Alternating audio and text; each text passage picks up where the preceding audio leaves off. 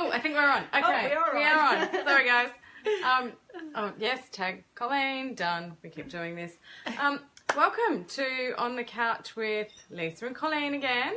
We are together this time, as you can see, and hopefully the internet is working. I have to apologise. It was my fault last time, completely my fault, but I couldn't see that. So here I was telling Colleen to sort of shit out. Love it. And when I look back on it and replay it, I'm like, oh my gosh, that's completely my internet. Nothing to do with poor Colleen. So anyway, so we've decided to drive down here today and actually sit with Colleen.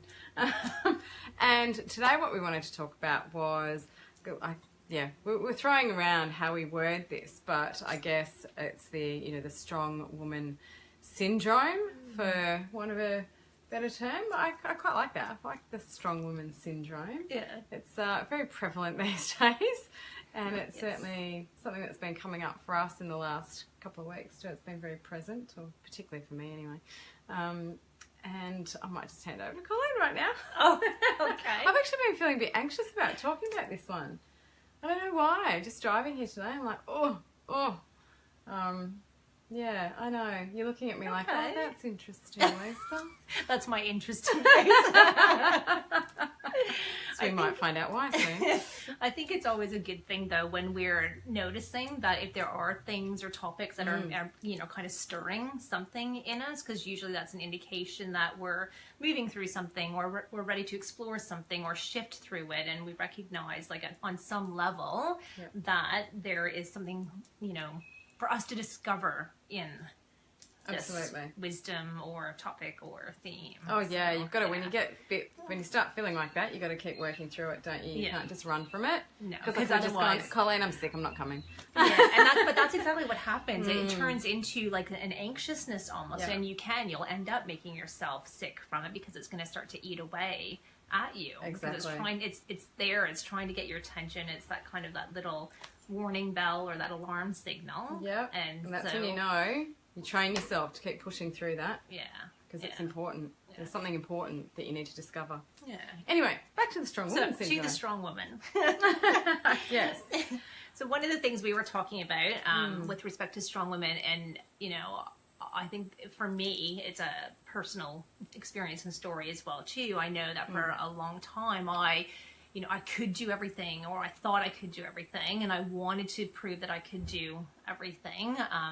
I think because we're conditioned that way, to an extent at the moment. Yeah, part of it, like definitely growing up, we're part of a generation that was told that you can be and do and have everything and all at the same time. And I think for a lot of women, that's why so many people have burnt out, because they have tried to do everything all at once, and it's just not possible. There has to be some balance and in life for it to be sustainable too. So for strong women, I feel that a lot of it was brought on from that wave of feminism that came through and said that, what we can do, we should get paid the same as men, we can do the same jobs as men. And I think that was important, that we needed to have that shift and that change for women to be able to enter into those fields. But we entered a masculine and an unbalanced masculine field in that space too. So it was about strength and competition, and there was like an aggressiveness almost around it, and a lot of women had to become aggressive to be taken seriously in that realm, and to be able to rise and create success, and whether that's in business or in corporate or whatever it was. Politics too, like again, another arena, exactly the same. And so it was, even the way women dressed when they were first entering that, it was very much that, the suit, that masculine, there was nothing feminine about it, because if you did, then you weren't going to be taken seriously or thought you were competent or able to do the job. So I think a lot of women ended up, because they are very capable, they ended up moving into that, I don't need anybody, I don't need a man, yes, I want to be in a relationship, but I could do it all on my own if I have to. And I think it's created a lot of confusion in relationships, though, as well, too. Yeah. So, and again, my own, I have in my relationship, I could see how it played out. And I think, my partner would be confused about, does she need me? Doesn't she need me? What, is expected of me in the dynamic that we've created. And Yep. so I think it's caused a lot of conflict and confusion in Or relationships. she doesn't need me, but then you end up going, well, I could have, why weren't you there? But you haven't asked for that, you haven't expressed that, you haven't. It's a really tough one, actually. But I think I'm feeling this shift. I'm feeling more, in the workplace, women are starting to dress a bit more feminine. They're starting to embrace who they are. There's that individuality coming through rather than the pinstripe suit kind of thing all the time, which we did do, for a long time.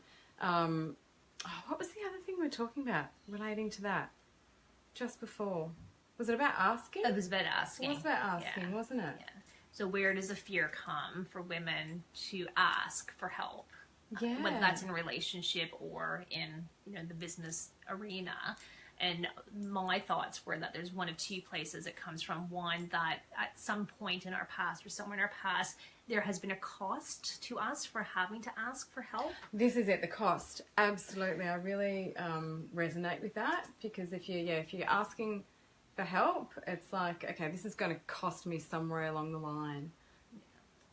So I think that's a big part of it. And it might be like owing somebody a favor, or there's an expectation that you need to, it's not just like you can ask and that's just someone helping for the sake of helping. Yeah. Like they're going to want something from you in return for that. So I think that was the big part of it was what's it going to cost me. And then the other side of it is, I think a lot of women, and I'm kind of just only going on my experience as well too, that when we ask for help, there's a perception that there's a weakness around us. And maybe in the past that weakness has meant that you've been taken advantage of or hurt or abused in some way. So I think those are the two main reasons that we're afraid to ask for help, because what's it going to cost? Or if I show I'm weak, how am I going to be taken advantage of? Yeah, right? Exactly. So I think that's kind of, it prevents, or it makes it more challenging or difficult for women who have that independence and that strength to be able to ask for help when we need it. We need to be able to feel safe and secure in a relationship to do that. And so whether that is in an intimate relationship or in a working environment relationship. Yeah, it's a really interesting one, isn't it? I know, this has been very present for me, and it's something I've been working on over the last couple of years, I guess, is a couple of aspects that we've talked about already. One is that balancing of that male and female energy, because I was very much in my masculine, and not quite the unbalanced masculine, not the balanced masculine. That's something that I've really, really been working on. But also that front of, no, I fucking do anything, I am Wonder Woman, Yeah, exactly. I am. So, and showing that vulnerability is really, really challenging. And it's something I've been working through. But I also find, too, that if we can strike that balance, because the men are confused, right? So the men are confused because we're not allowing them to be who they want to be in a relationship as well. So it's making it quite confusing for them. But then, again, this is personal experience, but also from, things I've read and people I've spoken to as well. If we do ask and we do allow them to step into that space to support us, so we're feeling supported basically, because it's not about needing. They don't need to mow the lawn. We can get someone in to do that. You know what I mean? We don't need them, but we do need to feel, or like to feel, supported. So if we're allowing them to do that, that actually allows us to step into a more nurturing space with strength. It's nothing about being, weak or soft or too feminine or anything like that. You're still standing in that strong energy, but we can be a lot more nurturing. And this is something I'm finding that's been really present for me. So would you agree with that? Yeah. I think there's a lot of confusion around, what feminine and what masculine is. Yeah. And so, when you're talking about that, you were in your masculine, you look at Lisa and she looks, very feminine. She looks beautiful. She can dress that way, but it's an energy thing. It's not a physical appearance thing as well too. And so the masculine is more about, you know, that action and stepping forward, and there's like movement in it, and it's strong, whereas that feminine energy is more about openness and receptive side of it, and being, and I think for everybody, whether you're a male or a female, you have that feminine and that masculine energy, and it needs to be balanced within you. Yeah. And it needs to be balanced in relationships as well too. So men, I think, naturally have a need to feel a value, and they kind of look at that from the perspective, you know, what can I do and how can I fix things? And I think I noticed that's with Stephen as well too. If I come to him with a problem, his natural thing isn't just sit there and listen and just be a sounding board for me. He's like already going, okay, well, we can do that, and maybe you should do that. And so we had to work out that there were times that I would come to him, and yes, I do want his input to help me fix it, but then a lot of the time it was more, I just needed to be heard, and quite often I'll work things out on my own, but I just need that dynamic. So we had to have a little thing in place where I would say to him, I just need you to listen. So he knew that he didn't have to like step into alert mode and, oh my God, how can I fix this problem for her? And then me get cranky because he's like, you know, trying to give me answers or advice, and that's not what I was That is a huge one. I think that is massive. I experienced something with a friend of mine, a male friend of mine, earlier this year, and it was me just, you know, wanting to speak to someone. He's a very, very close friend of mine. So all I wanted to do was speak to him, but I completely forgot that component because I'd been a long time since I'd been in a relationship as well. So I wasn't as attuned to it, and I forget that men want to fix things. So while we're talking, and you know, he's offering all this advice, and I'm getting worked up because I didn't want the freaking advice. I just wanted an ear, you know. I just wanted to have someone so I could go, bleh, basically. And it wasn't until afterwards where I kind of went, oh, Lisa, seriously, you forgot that that's their role almost. It's inbuilt, isn't it? It's ingrained. Yeah. They want to, so we need that communication, and I think a lot of this comes down to the communication. Yeah. Oh, massively. Yeah. Massively. We need to get better at communicating so we can kind of bridge this gap and the perceptions that we hold, because that can be really dangerous. Yeah. Really dangerous. So if you're perceiving something some way and they're perceiving something some way, and then you're not communicating clearly, and if you go back to what we were talking about at the start, and as a strong woman you're not asking for help, and you know, all this sort of stuff, and then you're getting upset because you feel you're not being supported, and why aren't they there, and I really do need them, and he's thinking, oh, she's got this all under control, you know, she's got everything under control all the time, so you know, why do I need to be there or offer, you know, assistance? We need to actually be able to recognize what we need, and this comes down to that whole self-awareness piece again. Yes. What is it that we need, and then being able to ask for that in a way that is clear and effective.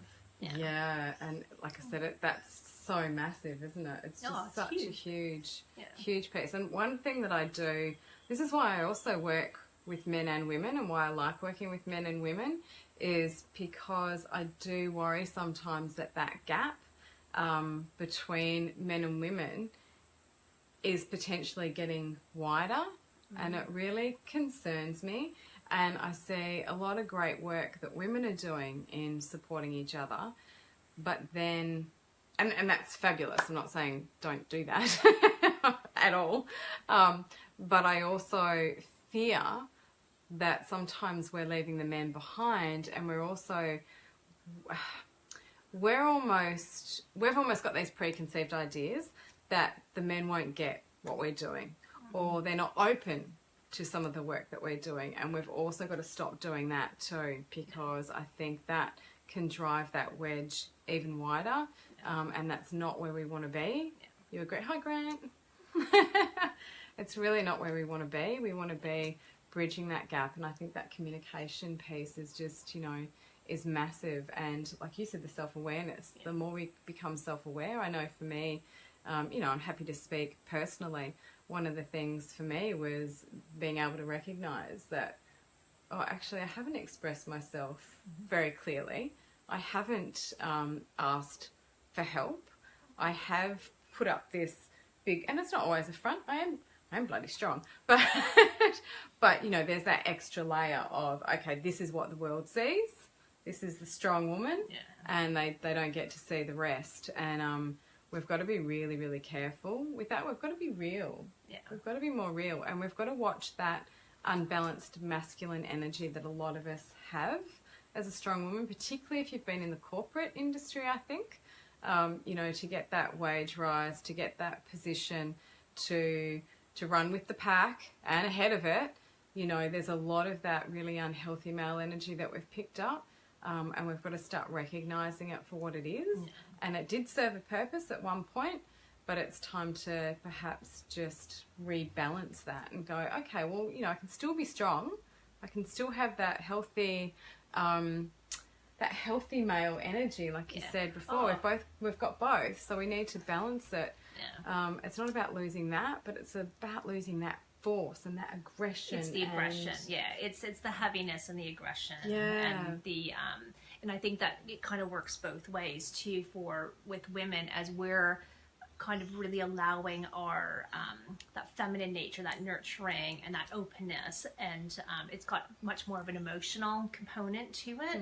And I think as we are able to stand, you know, present and strong in that, it also shows men that it's okay to, you know, feel whatever you're feeling and have those moments of self-doubt or whatever's going on, and to be okay with that and to talk about it. It doesn't mean that there's something wrong with you, or that there's, you know, something like it's a weakness in a negative way. It's just being okay with where you are in that moment. And I think in relationships, the other thing I tend to see sometimes is women kind of enter that world of, I guess, personal development or spiritual awareness, or just awareness from that physical, mental, emotional point of view.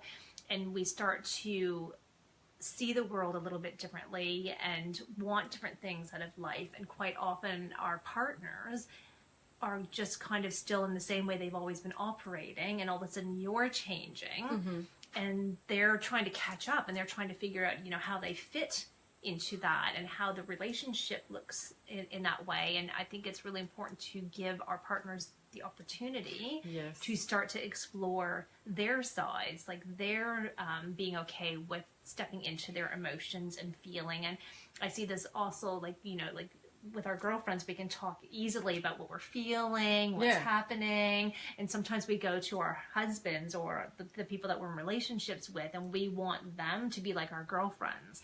And we don't want that either, you know, but we want them, yes, to understand what they're feeling and to be able to express it. But that male energy is definitely that rock and that solidness. And when I'm in that space of being in my emotions, I am so grateful that my husband can hold strong in that for me. And as long as he realizes, okay, I don't need to be fixed, I just need you to be solid in this moment for me, so that I can move through whatever it is. And I can do the same for him when he has that. And I think that's really important for any kind of growth in relationship and bringing people closer together. Absolutely. And it's about sharing that, isn't it? And just showing that you're real and human. And I'm learning that one. While you were talking, I was reflecting on, I didn't even realize it at the time, but quite a number of years ago, when I'd been in the corporate world for a while, I suddenly started to wear you know, flowers and frillier things and a bit more pink and, you know, all that sort of stuff that I'd never really done before. And couldn't, you know, I hated pink. It was like, what the hell? And then suddenly I'm wearing all that sort of stuff. And sorry, I'm just getting distracted with some of the words. Yeah, I do have to help us with emotions. There it is. We can't be your girlfriends. But I think that's a huge thing too, and I've noticed it, and I'm sure it's on a global scale as well too, but I have noticed with Australian men that there is this perception about not that being emotional is not a good thing. Like, I think it's a cultural thing. Should be at the beer. Should be at the pub having a beer. You know, and my mates. interestingly enough, I took my son who's 17 to it was called an Inspire event a couple of weeks ago. And one of the speakers that was there was a police officer, and his 17-year-old son had actually taken his own life, and it was obviously came as a shock to the family. And then he now goes around teaching about emotional awareness and being able to have communications, and men being able to feel safe and supported with whatever they're feeling, where, you know, however they're feeling. And I think that's really, really important. The suicide rate is phenomenal in this country. It's crazy. It's quite crazy. Scary. And so I think it's really important, like you were talking about, you know, working with women, and how there's, you know, we are not with the men being left behind. And I think that there is such a need for men to be able to feel supported and secure with all the same things that we as humans, you know, are challenged with. But however that's needed for them too, it's not, it'll be a very different format to how, you know, if we go to a women's event, you know, it's not that you have to bring men into that space, but we need to create space that suits men, that works for men. So they're also doing that work as well. And the other thing my brain was going to a second ago was getting back to that strong woman syndrome. You know, we're also very much, as a strong woman, besides suppressing emotions as well, I think you know, because we don't want to be seen as weak and vulnerable. So a lot of that gets suppressed, and we're doing a lot of doing, and we're not doing a lot of being. So it's do, got to achieve this, got to complete this list, got to get this done, got to get that done. I hear it at work a lot. I hear, oh, well, I'm busier than you almost. It's like a badge of honor. And we've got to stop doing that to ourselves, and we've got to get more balanced, and we've got to take time out to just be. You know? And I think there's two sides to that. It's the actual, you know, being and what that looks like for you. For me, it can be meditation or journaling or walking on the beach, and it's like a reflective practice, and that's, you know, part of it. But I think there's also an element in there's how you're being in the doing. I think people think that they have to be one or the other. You're either just being or you're just doing. And I think that we forget that, yes, we do have, you know, children and work and household responsibilities and whatever it is, so there is a fair amount of doing during the day, but the key is to be aware of how you're being in that, because if you're in that flight and fight mode and you're in that high stress and, you know, you're not breathing and it's like all push, then that is going to put you way unbalanced. It's going to have a toll on you physically, mentally, and emotionally. But if you can catch yourself in the doing and remain in that calm and that centeredness, you're going to get so much more done, believe it or not. You're going to be able to function mentally a lot better in that moment as well, and you're going to be able to be on top of your emotional state. So it's a really important understanding, and that takes practice if you're not used to that. Oh God, absolutely. And just start with the breath. You know, I had a client a little while ago, and it was just one of the basic things we did was just 3 times a day, stop and breathe. Just 3 times a day. You know, and I think at first people think, what, why? I know how to breathe. No. 3 times a day. I want you to stop. So when you get up in the morning, make time during the day, whenever's going to work for you. There'll be triggers. So it could be lunchtime, or it could be, you know, you going down the shop to have a coffee or whatever it might be. And then at night. And then, so that, because you're practicing it 3 times a day, it's becoming your default. You won't actually have to think about it at some point. You know, you're going to have to think about it and remember it for a while before it becomes a habit. I think they say 3 months or something, isn't it? But anyway, everyone's different.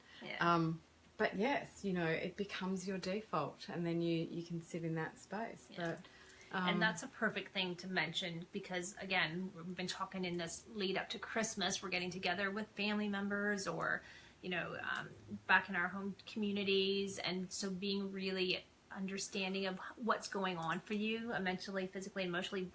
3 breaths like that gives you a chance to get collected and trying to check in at the same time. You know, what am I feeling right now? What is happening physically for me in my body? What's happening mentally? And from that place of awareness, you can be much more responsive in your communication, in your family dynamics. It's so simple. Yeah. But it does require that you practice it before you are in a triggered state. Yes. Because then it's harder. Exactly. You'll be going, oh my God, you're triggered, but then, oh, am I supposed to be breathing? And, how am I feeling right now? But there's part of me that's can't just breathe right now. Yeah, I can't breathe.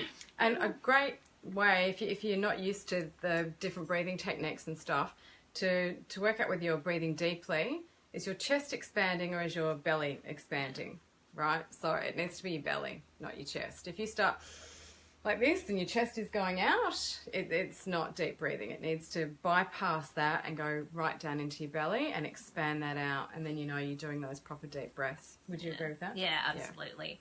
Yeah. And I'm just going to read this out. Go. Can I ask what I think may not be totally on subject, but do you think there is any problems with women discussing getting advice on the subject of men from other women? Okay, so,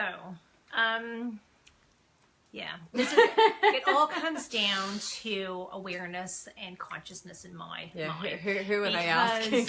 I see this quite often. I'll see, it's not about women per se. It's about where they are in their ability to have an awareness around what's actually happening. So you can get a group of women together talking about their relationship or their husband or their boyfriend or whatever it is, and when it turns into what I call a bitch fest, for lack of a better, and everybody jumps on board. Oh my God, yeah, he was so wrong, and he was such a bad word, whatever, and everybody jumps in and wants to kind of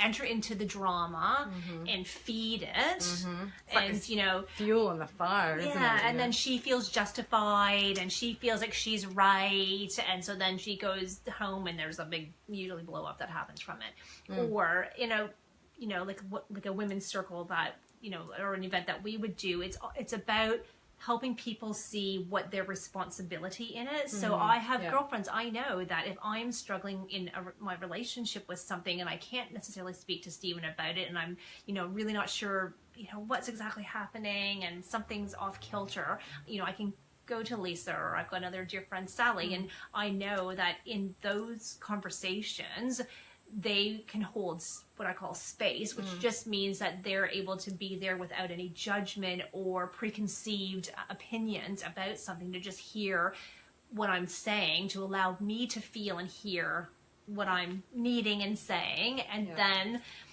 I have this little rule where I'm allowed, it might be 5 minutes, depends on how long the conversation is, where I'm allowed to rant and rave and blame and, pass judgment and all those things.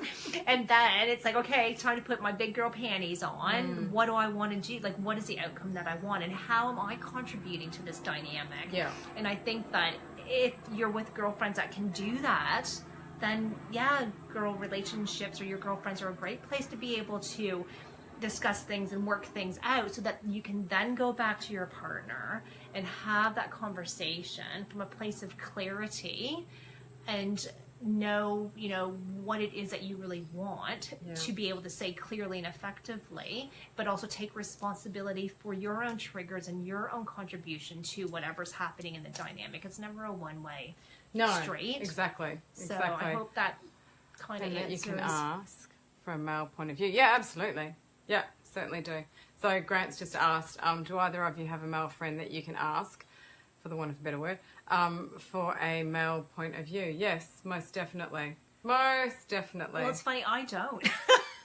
We're very different. We're very different. I grew up a tomboy. I have lots of male friends. Yeah. Do you want one of mine to borrow?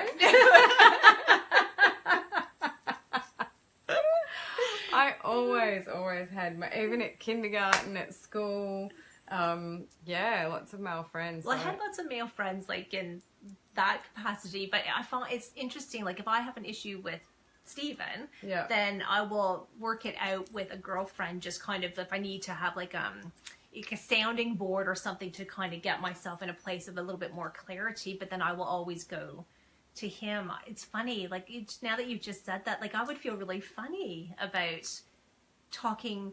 Well, And it depends what. and again, it would depends what it depend is. on the same rules would apply to the male. It's not necessarily the fact that it's a female or a male thing. It depends on where that male is that you're talking to with his consciousness and awareness around being able to support you or come with a definitely. Yeah. So that's really interesting. I hadn't even thought of that, but there you go. There you go. Yeah, no, I do. But having said that, I would, because I've got, and this is getting back to your point now, because I've got some fabulous girlfriends who are quite aware. A lot of the really close, vulnerable stuff, I probably do gravitate more towards my female friends. There's one or two male friends that I would still go to, but because, like I said, because they are actually quite aware, so they're not going to just jump in and take my side. They're not just going to, put or that give you fuel some on crazy male version of something that's just not helpful. Yeah, exactly. Or, crazy female version of something. That's what I mean. Either way, it goes either. Yeah. So I'm not, luckily I know who to go to when I do need a point of view or advice. Hey Gary, this happened. What? Any testosterone male issues I need to take? I'm not getting. What? I'm not understanding. Hey Gary, this any testosterone male issues I need to take into account that I'm not getting. I'm not sure what you mean, Grant. Do you know what he means? No, I'm confused by that question. Can you reword that, Grant, please, darling? Yeah. Oh, wait. That's a question. You could... got ya. Oh. Got ya. If we were asking a male friend for advice, gotcha. Yeah, okay. Yes. Got you now.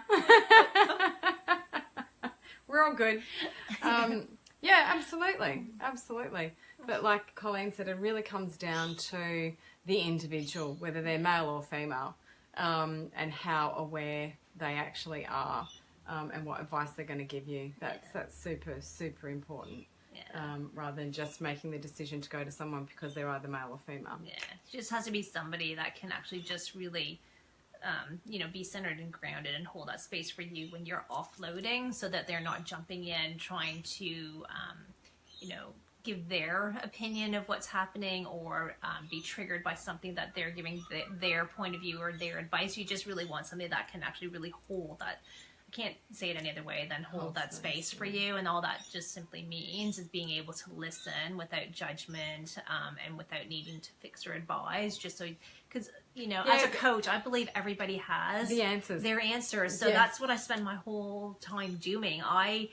I'm just asking questions that are helping them find their answers, because everybody knows at the end of the day it's within them what they know what they should do or need to do. Absolutely. They just need to learn to listen a little bit better and ask the right questions to get their own answers. I often don't actually give advice, but it's about listening, and then it's about saying to them, look, I'm not going to advise you what to do here because this needs to be your decision.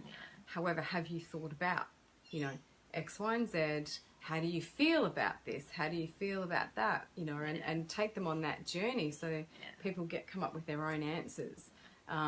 Because, I mean, imagine that. You give advice and you've given the wrong advice.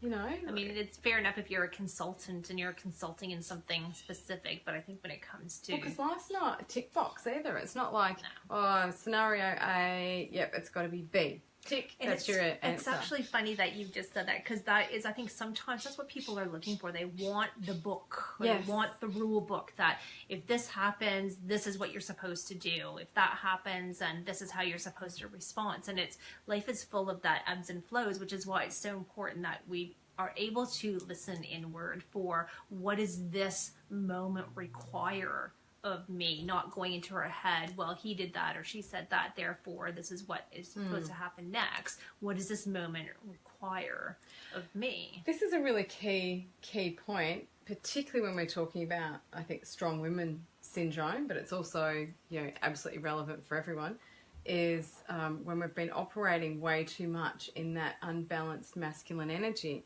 we're up in our head. Oh, yeah. We're up in our head the whole time, and it is that. Yeah. And really, where you get your real wisdom, from is not in your head. It is in your heart and in your gut. Yeah. And that's where you know the truth. Then this can come in and kind of serve it, you know. Yeah. Then you can go, okay, I'm hearing this. How are we going to work this out now? And then the head can come in and participate, basically. Yeah. But that's not where the real wisdom is. And I think that's another pitfall of that whole, if we want to call it strong woman syndrome, when you're being strong and you've been in the corporate world and you've been in that masculine energy and blah, blah, blah, blah. And the same is for men too. Yeah. So I think that's just a really key thing that you've just raised, you know, for everyone. But it's about dropping into and listening to that inner wisdom rather than playing everything out in the head. Yeah. Which is hard to do. It takes work. Yeah, it does. It does take practice. And the more you cultivate it, when you're not in a heightened place, the better you're going to get at it as well too. So again, it's a practice thing. Yeah, absolutely. Now, Grant, I did notice that you put a question up earlier. I don't think I can. Oh, I can't go back. Oh, maybe not. I don't think it'll let me. Oh, it does let me scroll. Okay, hang on, because you put something up earlier on and I didn't see it. Honestly, we do not know the complexity of what's going on in your wonderful heads. We do want to help to understand you. We really do. Yeah, and I believe that. Like I my heart goes out to so many men that are really confused and struggling, and I don't think that people, you know, say or do things just to hurt somebody else or to, you know, cause problems. At the end of the day, they're operating from, you know, the best place that they can with the skills and the tools and the awareness that they have. I really believe that about people. And I think in relationships, and especially if you're in a committed relationship where the two of you do really love and support each other, of course that, you know, you're wanting to help the best you can. And sometimes we just don't know how to do that. Yeah. And, you know, Lisa and I both have boys, so that are 16 and 17, and I found it really interesting that you know, Callum's grown up, same as Declan, I'm sure, with being able to know what he's feeling, be okay with expressing his emotions as well too. Okay. Well, a little bit, but no, he can suppress. So we're still working on that one. Yeah, not sure why that is, but whether it's just a Taurian thing. Oh God, we're all Taurian. You're Taurian. I'm a Taurian. Yeah. I don't know. No, he's still learning the art of that. Okay. But he has an opportunity to do that. Oh, absolutely. So I think that's the key. And we do have discussions where we address that, and he's aware. Yeah. So I think having that awareness will hopefully then lead him down that path of being able to communicate a bit more openly and express himself a bit more openly and clearly. Yeah.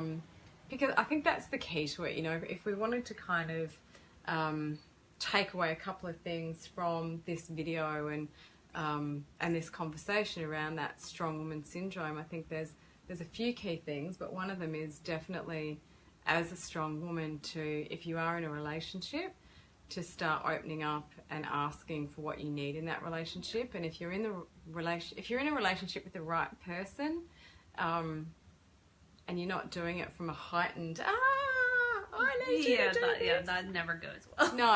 If you're doing it from a centered place, you'll probably be quite surprised at the response you get if you're with the right person. So I think there's that. I think there's asking for help. You're not weak by asking for help. And just trying to summarise a couple of the other key things. Learning to drop into that space of wisdom, which is, you know, the gut and the heart, more than being in the head, because we've been so conditioned and trained to be in the head, particularly if you have been climbing that corporate ladder or working in that sort of environment where it's very male dominated. Learning how to do that. And for the men out there, just guide us along a bit, give us a few nudges and just say, you know, I don't know, what would be the best way? I'm just trying to think, what would be the best way for a man, someone like Grant? You know, we're addressing his little comment here. How would he go about talking to his partner and maybe potentially opening her up to being a bit maybe not softer, but her feminine. Yep. Allowing the feminine to come through. Maybe she does need help, but she hasn't expressed it. I think that it comes down to, again, whenever you're having conversations like this, always making sure that both people are like fully present, as in there's nothing going on in the head, or they're not already in a heightened emotional state, because that's never going to end well. Yeah.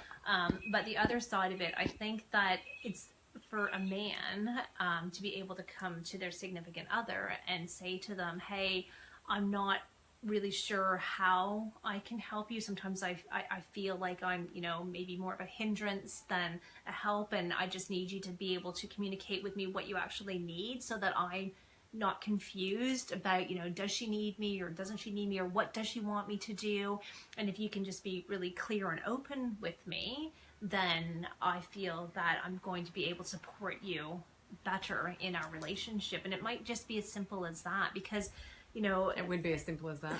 For, you know, in our case, like, I had the awareness that I was trying to do everything. So I was able to go to Stephen and say, hey, you know, this is what I need for you. But if you're the one that's picking that up in the relationship first, then you can totally go to your significant other and just say, like, you know, that I'm just feeling like I'm not really needed, and you can do everything, and so I don't really know what it is that you want from me in certain situations, or in, you know, the daily household help, or whatever it is. And when you can do that, Wipe down the kitchen bench. When He knows who he is. down. I'll find out if he's watched it or not.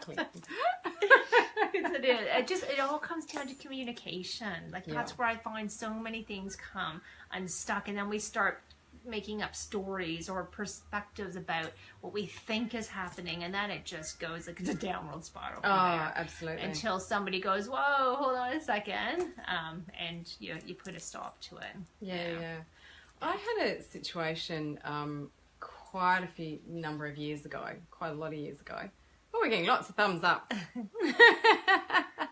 Like that one, Grant. Quite a few years ago, where I was in a relationship, not a long-term relationship, but I was in a relationship, and then I made a big move, and the relationship went south, and years later, I said to that person, you know, because he was expressing, you know, I don't know, the being in a relationship and, you know, how that would have panned out. And I said, well, why didn't you ask me to stay? And he kind of went, could I have done that? I didn't feel like I could have. I thought you had it all sorted. And it was a bit of an eye-opener, that one, probably for both of us. But anyway, we're going to finish up now because someone's coming to the door. And I think we've probably prattled on long enough anyway. Oh, do you think? Good. I think we have. So we are just going to say goodbye and have a fabulous Christmas, everyone. Hope this has been helpful. Much love to you all. Yes, love to you all. Just remember, breathe, stay grounded, check in. What am I feeling physically, mentally, emotionally? And enjoy the holidays with family and friends, and make it a memorable, happy one. Yeah, God, I think we all enjoy that after this year. We need it. We need it. It's been a massive year for most people, I know. So, yeah, just go and relax and enjoy the people that are around you, and take some time out for yourself too. So, much love. Love you all. Bye. Pleasure, Grant. Bye.